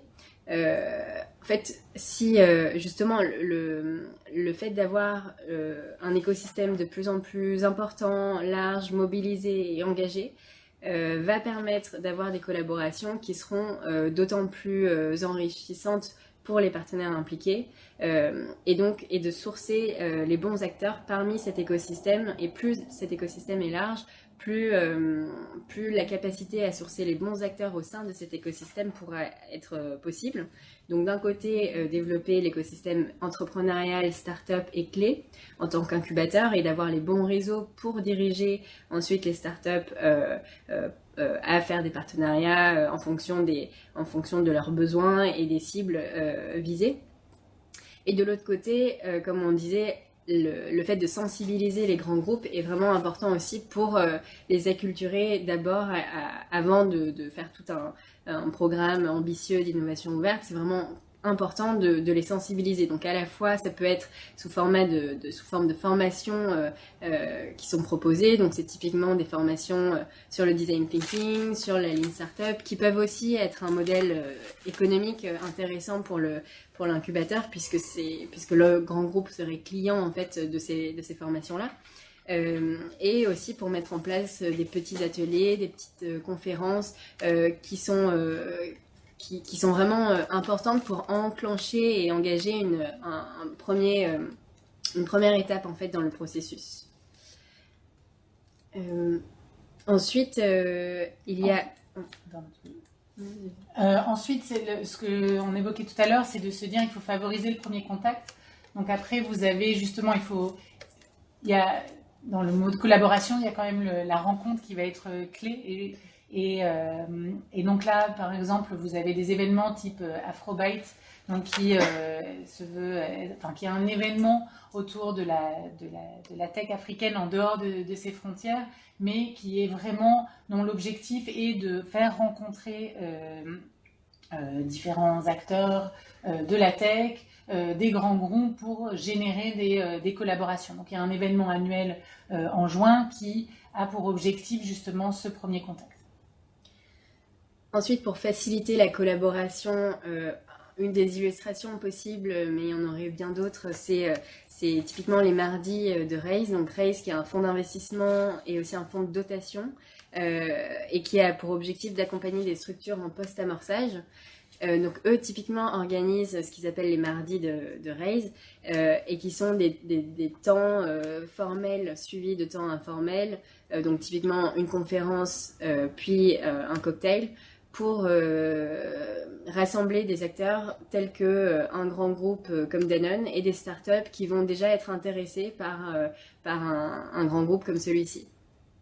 Donc ce qui est facilité là par Raise, c'est justement le fait de poser les bonnes questions, de faire que chacun explicite ses attentes en facilitant justement les échanges pour permettre ensuite dans le temps informel de créer les premières collaborations entre les acteurs intéressés. Et ensuite, donc une partie critique, ça va être comment mettre en place le partenariat. Et donc là, en termes de process, qu'on voit vraiment, enfin les besoins, c'est de pouvoir analyser justement les besoins, d'aider, en tous les cas, d'aider à la formalisation de ces besoins, de comprendre ce qui peut être changé, ce qui ne peut pas être changé. Donc si vous faites un hackathon ou autre, de se dire sur quoi on peut toucher, là où on peut générer de l'innovation et là où ça ne sera pas possible. Et très souvent, c'est un peu la partie immergée de l'iceberg, mais ce temps peut être assez long, donc on parle de plusieurs mois, et critique pour la réussite, et que donc tout faire émerger les besoins et de les formaliser va être est un rôle clé pour l'incubateur et pour s'assurer de la réussite du programme. Ensuite, c'est vraiment dans les attentes, ça va être de formaliser les retours sur investissement attendus, et que donc pour éviter des déceptions en se disant, vu qu'on ne sait pas exactement où on va atterrir en général, on sait quel est le besoin, mais on ne sait pas exactement quelle va être la solution, comme tout process d'innovation. Et donc, c'est vraiment d'expliciter ces attentes et de comprendre quels sont les indicateurs clés pour chacun des parties prenantes. Parce que ce qui sera important, c'est de pouvoir faire que le programme et le partenariat répondent à ces indicateurs clés, à ces KPIs. Et ça fera un message beaucoup plus fort pour l'ensemble des parties prenantes.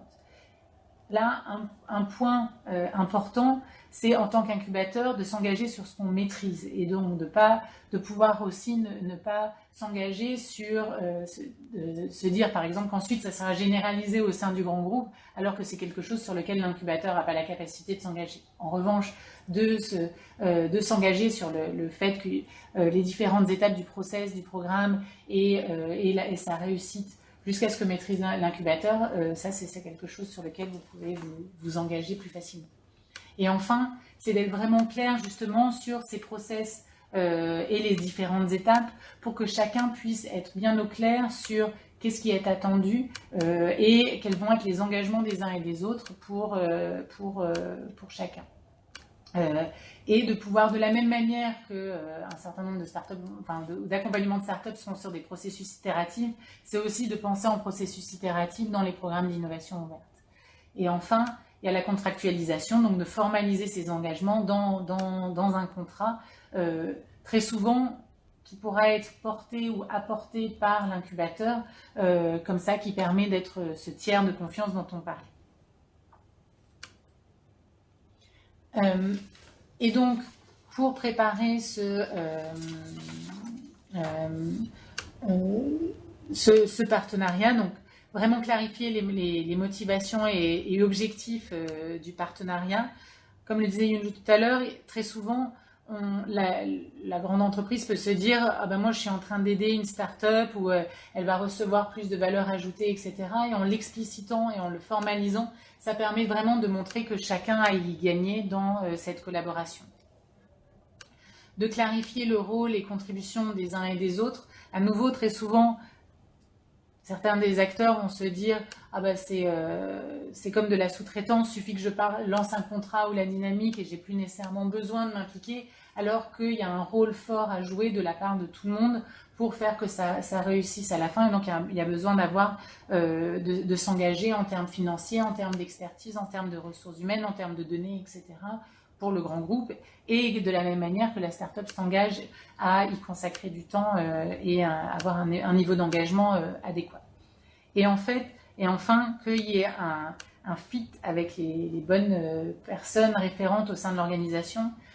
C'est beaucoup une question de personnes, et que donc ça va être assez important de s'assurer qu'il y a une connexion qui se fasse et une envie d'agir et d'avancer ensemble.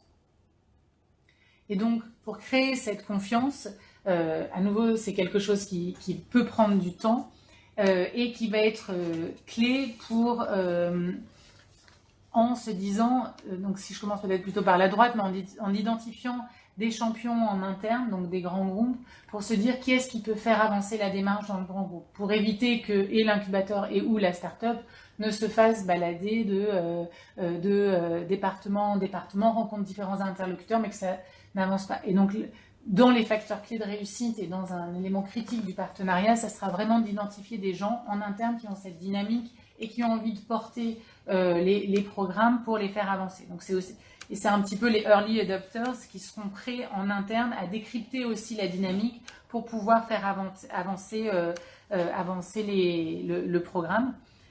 Et très souvent, ces champions en interne, c'est assez clé d'avoir quelqu'un au niveau du comité exécutif, donc plutôt dans les grands patrons, et en même temps d'avoir des personnes plus sur le terrain, dans les filiales ou dans les différents territoires qui aussi sont prêts à porter la dynamique. Du côté des startups, l'idée c'est, en créant cette confiance, en étant le tiers de confiance, c'est d'être à la juste équilibre entre la start-up et le grand groupe, et c'est aussi de pouvoir être au service de la start-up pour qu'elle puisse vraiment bénéficier de ces programmes d'innovation. J'ai envie de dire, c'est peut-être même ça qui prévaut dans la dynamique, et donc c'est vraiment d'identifier quelles sont les bonnes start-up qui sont en capacité de rentrer dans ces programmes, ou les bons acteurs, et donc d'identifier la question de la bonne maturité. Donc pour certains, on a vu, ça peut être plutôt du early stage, d'autres ça va être des programmes plus mûrs, enfin des startups plus mûres, mais c'est vraiment de s'interroger pour pouvoir proposer des startups qui peuvent vraiment bénéficier des programmes. Donc en résumé, si on se place du côté de l'incubateur, justement pour accompagner les startups à ce que le programme d'innovation ouverte soit riche des deux côtés, il est justement assez important de les préparer en amont. Et ça passe par deux étapes. Une première étape qui est justement d'évaluer la maturité de la startup à collaborer. Donc là, il faudra bien regarder quels sont justement ses objectifs, son niveau de maturité en termes de structuration interne, la capacité aussi à potentiellement s'industrialiser si elle est en partenariat avec un grand groupe ou un acteur institutionnel qui exige de cette start-up qu'elle soit présente et qu'elle se développe sur de nouveaux marchés et sur des nouvelles régions. Et cette étape-là est assez importante justement déjà pour identifier en tant qu'incubateur si la start-up que vous allez sélectionner pour la présenter à un grand groupe ou à un acteur institutionnel est prête. Et si justement la start-up se dit prête, c'est important aussi d'évaluer quelles sont ses motivations et l'aider à se préparer au mieux justement pour qu'elle soit à même de répondre de la bonne manière au grand groupe ou aux partenaires institutionnels. Donc déjà, on parlait de fit tout à l'heure, de fit stratégique, mais voilà, justement d'expliciter quel est son alignement, quelle est sa proposition de valeur pour le grand groupe, et il faut que cette proposition de valeur soit justement justement très précise et très claire. Donc c'est-à-dire pour quel problème du grand groupe est-ce qu'elle est là, et c'est quoi son offre de valeur, sa proposition. et il faut que cette proposition-là soit justement la plus explicite possible. Et enfin, pour préparer aussi ces startups à se présenter à des grands groupes, il convient de travailler aussi sur le pitch, évidemment, pour que ce pitch-là soit adapté aux attentes et aux exigences du partenaire, que ce soit le corporate ou l'acteur public. Et de la même manière qu'il faut préparer les startups, il faut aussi préparer les grands groupes ou les acteurs institutionnels. Donc là aussi, évaluer la maturité du grand groupe à collaborer en termes d'objectifs. Donc pourquoi est-ce qu'ils veulent collaborer? Est-ce qu'ils ont la culture et l'adaptation organisationnelle adaptée justement à collaborer? C'est quoi leurs enjeux? Et bien connaître quels sont les indicateurs clés de performance, parce qu'il faut bien s'adresser à ces indicateurs de performance-là pour trouver une startup qui correspondent. La deuxième étape, c'est aussi d'évaluer les motivations à collaborer et préparer le grand groupe ou l'acteur public à se préparer au mieux, que ce soit en termes de critères. Donc, comment savoir justement s'ils veulent travailler avec une startup ou pas? Il faudra préparer en amont les critères pour un go-no-go, les résultats attendus du partenariat, voir si les processus de l'entreprise sont bien adaptés en termes de délai de paiement, en termes d'identification des champions, etc. Pour justement s'assurer que les grands groupes et les startups soient bien au clair en amont avant que le partenariat se fasse. Juste en termes de prérequis pour l'incubateur, il y a un enjeu d'avoir les bonnes équipes parce qu'en interne, c'est des programmes qui vont mobiliser pas mal de ressources comme vous l'avez compris, pour faire émerger les besoins, pour savoir décrypter les dynamiques internes. Et donc après, on verra que ça permet de mobiliser, de générer des financements. Mais c'est important déjà pour l'incubateur d'avoir une équipe assez solide, parce que c'est pas le même métier d'accompagner des startups que nécessairement de créer des programmes d'open innovation. Donc il y a des convergences, il y a des recoupements, mais c'est aussi des compétences complémentaires qu'il faut avoir, ou en tous les cas savoir utiliser dans d'autres contextes. Donc là, c'est d'avoir des chefs de projet, d'avoir des designers qui puissent être mobilisés pour accompagner cette collaboration. Également, on voit que c'est en ayant du temps et des infrastructures à mettre au service de ces programmes-là, du temps et des infrastructures, ça va plutôt être des lieux pour se retrouver, pour organiser les événements et autres. Et après, un des éléments clés, ça va être sur l'écosystème, et c'est déjà de se baser sur un large écosystème pour pouvoir aller identifier dans la communauté les acteurs qui sont pertinents, qui peuvent être intéressés par répondre aux défis qui sont posés.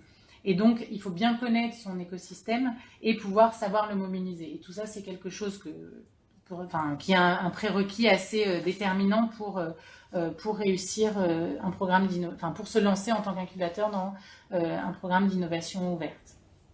En termes de modèle économique, on voit que dans beaucoup d'incubateurs, ça permet de générer des recettes qui peuvent être substantielles pour l'incubateur, parce que vous avez en face donc, des acteurs qui peuvent contribuer peut-être plus que des startups qui sont à des stades d'amorçage.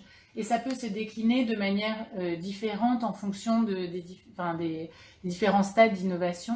Donc que ça soit sur la sensibilisation, là on est plus autour de ce qu'on appelle des learning expeditions, donc là c'est des voyages d'immersion au sein d'écosystèmes entrepreneurial qui peuvent être facturés à différents acteurs, ou sinon des formations sur les méthodologies. Après, que ça soit pendant le processus d'innovation, il peut avoir les différents ateliers, les différents programmes dont on a parlé qui sont financés en tant que tels. Donc l'incubateur a facture, j'ai envie de dire, soit des temps hommes pour pouvoir structurer les différents programmes. Et enfin, sur la partie faciliter le développement, là, c'est vraiment dans la facilitation de la relation partenariale où, à nouveau, ça peut être des activités génératrices de revenus pour l'incubateur.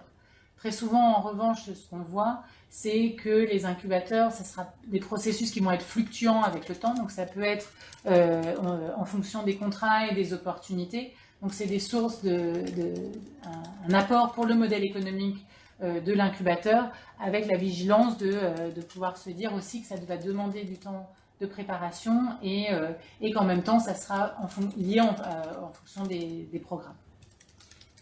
Et que là, justement, votre proposition de valeur aussi et votre légitimité en tant qu'incubateur à vendre ce type de prestations à des grands groupes ou à des acteurs publics, c'est votre implantation, votre connaissance de l'écosystème, les différentes méthodologies agiles et innovantes qui vont permettre justement pour eux de s'acculturer et d'être proche de l'écosystème d'innovation pour véritablement créer ces programmes-là. Donc l'incubateur, que ce soit sur la phase de sensibilisation ou sur l'ensemble du processus d'innovation et de développement, a vraiment une légitimité à s'adresser à des grands groupes et à des acteurs publics pour faciliter cette relation et cette co-construction avec des startups. Et donc pour finir, juste sur les recommandations, là, on a beaucoup parlé, parce que c'était dans le cadre un peu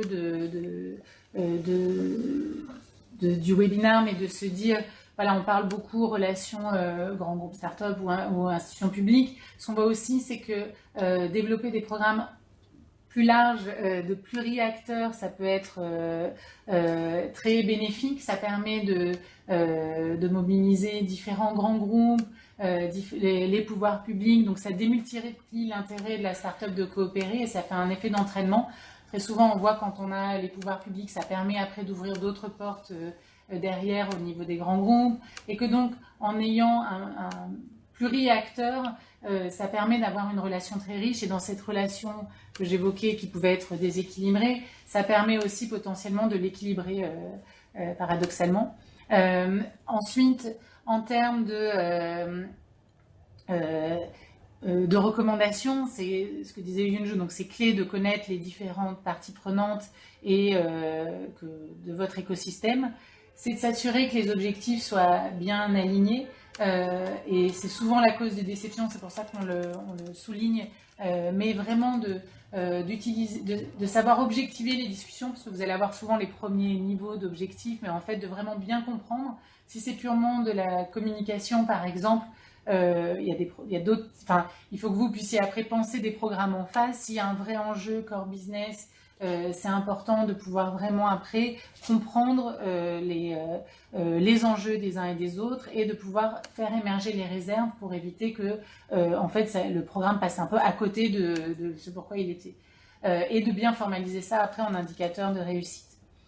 Et de pouvoir jouer ce rôle de tiers de confiance qui est pas facile parce que c'est des intérêts qui peuvent être, qui sont différents. Et donc, c'est de toujours garder l'intérêt de la start-up comme des grands groupes et de ne pas se retrouver à être client d'un grand groupe. L'idée, c'est quand même, le métier d'incubateur, c'est d'accompagner des start-up. Donc, c'est vraiment de garder à l'esprit ça pour que tout le monde puisse bénéficier des programmes d'innovation ouvertes. Et donc, ça peut aussi vouloir dire s'autoriser à dire non à des programmes si les conditions ne sont pas réunies pour s'assurer que tout le monde y gagne. Également, c'est faire accepter le risque dans un programme d'innovation, qui soit ouvert d'ailleurs ou pas, mais c'est de se dire ça peut ne pas marcher et sinon il n'y aura pas beaucoup d'innovation qui peut en sortir. Et donc, c'est d'accepter soi-même et de faire accepter la prise de risque aux uns aux autres. C'est d'accompagner le changement de posture parce que c'est nouveau pour beaucoup d'acteurs, donc de passer d'une position de demandeur à position de co-créateur de solutions et de susciter l'envie pour des startups de travailler avec des entreprises, avec des gouvernements et pour les grands groupes de travailler avec des startups. Et en fait, c'est de créer ce sentiment d'appartenance, de co-création, de pouvoir vraiment être mobilisé pendant tout le processus parce que ça sera déterminant pour le changement d'échelle ensuite. Et enfin, c'est également aussi de travailler entre incubateurs qui font de l'innovation ouverte pour vraiment aussi échanger. C'est assez nouveau et il y a plein de choses à apprendre les uns des autres, à partager. Par exemple, on voit des incubateurs en Afrique du Sud arrivent à avoir des programmes beaucoup plus ambitieux parce que justement, ils travaillent en collaboration entre incubateurs de différentes villes en Afrique du Sud. Donc ensuite, comment, justement, une fois que vous avez mis en place tous ces programmes-là, comment est-ce que vous mesurez le succès, c'est-à-dire la réussite de ces programmes? D'abord auprès des utilisateurs finaux, parce qu'évidemment, ça suppose que la qualité d'un produit ou d'un service est améliorée et que s'ils sont impliqués dans le processus de co-création, ils auront un sentiment d'appartenance à une communauté. Pour les grands groupes, il s'agira aussi de voir que d'évaluer la marge de progrès dans la mesure où ils ont favorisé l'innovation en interne, qu'ils ont une meilleure connaissance des parties prenantes de l'écosystème et une augmentation de l'engagement de leurs ressources humaines.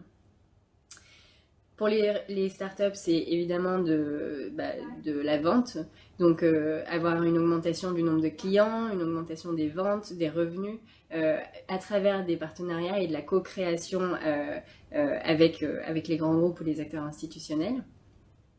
Et enfin, pour l'écosystème, le fait d'avoir des programmes d'innovation ouverte permettra d'avoir un développement d'un écosystème plus vaste avec des qualifications et des connaissances plus larges au sein de cet écosystème et des échanges de bonnes pratiques toujours accrus. Et donc pour résumer sur cette partie, en fait, ce qu'il y a vraiment à retenir, c'est que évidemment vous en tant qu'incubateur, vous jouez un rôle qui est essentiel pour faciliter cette collaboration entre les parties prenantes, puisque vous êtes encore une fois au cœur de cet écosystème, et que en jouant ce rôle de tiers de confiance et en vous assurant que le partenariat est gagnant-gagnant, vous avez vraiment un rôle à jouer là-dedans de facilitateur et d'orchestrateur de tout cela. Qu'en fonction de la maturité de l'écosystème dans lequel vous vous trouvez et de votre et des ressources et des capacités allouées, il faudra aussi sélectionner le programme d'innovation ouverte qui est le plus pertinent. Et pour qu'un partenariat d'innovation ouverte soit vraiment réussi, comme on le disait tout à l'heure, il faut bien préciser le problème en amont, organiser minutieusement le programme d'innovation ouverte que vous mettez en œuvre. Il faut bien connaître les besoins du grand groupe ou de l'acteur institutionnel et son fonctionnement. Donc c'est quoi déjà ses enjeux, ses objectifs, mais aussi son fonctionnement en interne, c'est-à-dire les unités avec lesquelles travailler, les décideurs de l'entreprise, qui sont ceux qui peuvent valider les processus et faciliter et accélérer le bon déroulé du partenariat. Et de l'autre côté, connaître aussi les startups, comme on le disait tout à l'heure, bien les préparer et bien faciliter